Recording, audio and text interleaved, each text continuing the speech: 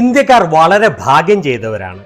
കാരണം എന്താണെന്ന് വെച്ചാൽ സ്വന്തം സർക്കാരിനെ വിമർശിക്കാൻ നട്ടലുള്ള ഒരു പ്രധാനമന്ത്രിയാണ് ഇന്ത്യ ഭരിക്കുന്നത്.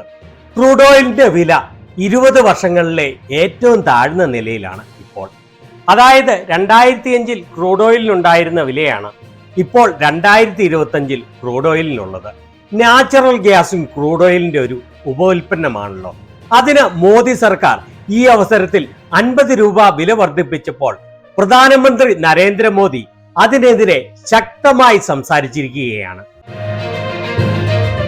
സ്വന്തം സർക്കാരിനെ വിമർശിച്ചുകൊണ്ട് ഗ്യാസ് സിലിണ്ടറിന്റെ വില വർധനവിനെതിരെ മോദി അതിശക്തമായ ഭാഷയിൽ സംസാരിക്കുന്നത് കേട്ടുകൊള്ളൂ. घर में जो गैस सिलेंडर है ना, उसको जरा नमस्कार करके जाइए. गैस सिलेंडर छीन लिए इन लोगों ने और गैस जिस प्रकार से महंगा कर दिया है. വീട്ടിലുള്ള ഗ്യാസ് സിലിണ്ടർ ഇല്ലേ, അതിനെ ഒന്ന് നമസ്കരിച്ചിട്ട് പോയിക്കൊള്ളൂ.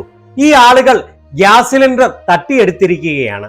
അതുപോലെ ഈ സർക്കാർ ഗ്യാസ് സിലിണ്ടറിന്റെ വില ഇതുപോലെ വർദ്ധിപ്പിക്കുക എന്ന് വെച്ചാൽ ഇത് എത്ര ജനദ്രോഹപരമായ സർക്കാരാണെന്ന് ഓർത്തുകൊള്ളുക. കേട്ടല്ലോ മോദിയുടെ വാക്കുകൾ.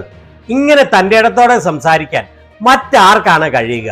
ഏത് പ്രധാനമന്ത്രിയാണ് സ്വന്തം സർക്കാരിന്റെ സ്വന്തം കഴിവുകേടിനെതിരെ ഇതുപോലെ രൂക്ഷമായ വിമർശനം നടത്തിയിട്ടുള്ളത്? 56 ഇഞ്ച് നെഞ്ചളവുള്ള വിശ്വഗുരു നരേന്ദ്രമോദി അല്ലാതെ മറ്റാരും സ്വന്തം കഴിവുകേടിനെതിരെ ഇതുപോലെ തുറന്നു സംസാരിച്ചിട്ടില്ല. അദ്ദേഹത്തിന്റെ ആത്മാർത്ഥതയെ ചോദ്യം ചെയ്യുന്ന നിങ്ങൾ ഇനിയെങ്കിലും അത് നിർത്തണമെന്നാണ് എന്റെ വിനീതമായ അഭ്യർത്ഥന. നാച്ചുറൽ ഗ്യാസിന്റെ വില ചരിത്രത്തിലെ ഏറ്റവും താഴ്ന്ന നിലവാരത്തിൽ എത്തിയിരിക്കുമ്പോൾ ഇന്ത്യയിൽ മാത്രമാണ് ഗ്യാസ് സിലിണ്ടറിന്റെ വില ചരിത്രത്തിലെ ഏറ്റവും ഉയർന്ന നിലവാരത്തിൽ എത്തിച്ചിരിക്കുന്നത്. അതിന്റെ ക്രെഡിറ്റ് മറ്റാർക്കുമല്ല, സാക്ഷാൽ ശ്രീമാൻ നരേന്ദ്രമോദിക്ക് മാത്രമാണ്. ഇതുപോലെ ജനങ്ങളെ ലേഹ്യം സേവിക്കുന്നത് പോലെ സേവിക്കാൻ വേറെ ഒരു പ്രധാനമന്ത്രിക്കും ചരിത്രത്തിൽ കഴിഞ്ഞിട്ടില്ല. അതും ഇതിന്റെ വില വർദ്ധിപ്പിച്ച ഈ സമയം ഇതിന് എത്ര അനുയോജ്യമായതാണ് എന്ന് പ്രത്യേകം ഓർക്കേണ്ടതാണ്. ജനങ്ങളുടെ ജീവിതം ഏറ്റവും ദുസ്സഹമായി നിൽക്കുന്ന സമയത്താണ് മോദി സർക്കാർ അവരുടെ ദുരിതം ഇരട്ടിയാക്കിക്കൊണ്ട് ഗ്യാസ് സിലിണ്ടറിന്റെ വില ഇതുപോലെ വർദ്ധിപ്പിച്ചിരിക്കുന്നത്.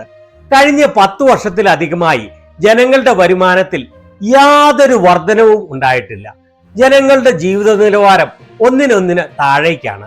അങ്ങനെയുള്ള അവസരത്തിലാണ് മോദി ഗവൺമെന്റ് ജനങ്ങൾക്കുള്ള ഈ പ്രത്യേക സമ്മാനം പ്രഖ്യാപിച്ചിരിക്കുന്നത്.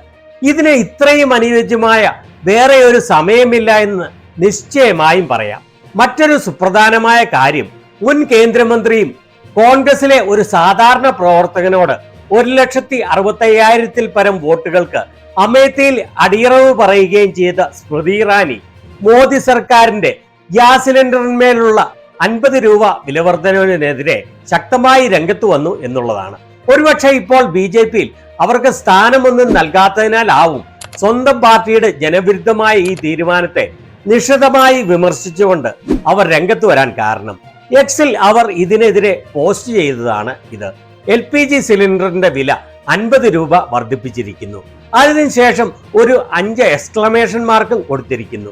ഞാൻ വിചാരിക്കുന്നത് അത് അർത്ഥമാക്കുന്നത് ഇതുപോലെയുള്ള ജനങ്ങളുടെ ജീവിത സാഹചര്യം വളരെ മോശമായി ഇരിക്കുന്ന ഈ അവസരത്തിൽ ഗ്യാസ് സിലിണ്ടറിന്റെ വില വർദ്ധിപ്പിച്ചത് കൊണ്ടാവാം ഈ എക്സ്ക്ലമേഷൻ മാർക്കുകൾ കൊടുത്തിരിക്കുന്നത് എന്നാണ്. എന്നിട്ട് അവർ പറയുന്നത് ഇതാണ്: 50 രൂപ ഇങ്ങനെ ഗ്യാസ് സിലിണ്ടറിന് കുത്തനെ വർദ്ധിപ്പിച്ച ഇവരെ സ്വയം വിളിക്കുന്നത് സാധാരണക്കാരുടെ സർക്കാർ എന്നാണ്. എത്ര നാണംകെട്ട കാര്യമാണ് ഇത്. സ്മൃതി ഇറാനിക്കെങ്കിലും ഇതിനെ വിമർശിച്ചുകൊണ്ട് രംഗത്തെത്താനുള്ള മനസ്സുണ്ടായല്ലോ എന്ന് നമ്മൾ മനസ്സിലാക്കണം. എത്ര നല്ല മനസ്സുള്ള, ജനങ്ങളുടെ ജീവിത പ്രശ്നങ്ങളിന്മേൽ എത്ര കരുതലുള്ള വ്യക്തിയാണ് അവർ. അവരെയാണ് അമേത്തിയിലെ ജനത യാതൊരു പരിഗണനയും കൂടാതെ പരാജയപ്പെടുത്തി കളഞ്ഞത്. ഒരു നിമിഷം ഒന്ന് നിൽക്കണേ. ഇപ്പോഴാണ് ഒരു കാര്യം ഞാൻ ശ്രദ്ധിക്കുന്നത്. ഞാൻ വിചാരിച്ചത് മോദി ഗവൺമെന്റ് ഇപ്പോൾ 50 രൂപ ഗ്യാസ് സിലിണ്ടറിന്റെ വില കൂട്ടിയ സമയത്താണ് ഇവർ ഇത് പോസ്റ്റ് ചെയ്തത് എന്നാണ്. പക്ഷെ ഇപ്പോഴാണ് ഇവർ ഇത് പോസ്റ്റ് ചെയ്ത ഡേറ്റ് ശ്രദ്ധയിൽപ്പെടുന്നത്. 2011 ജൂൺ 24 ഇവർ ഇത് പോസ്റ്റ് ചെയ്തത്.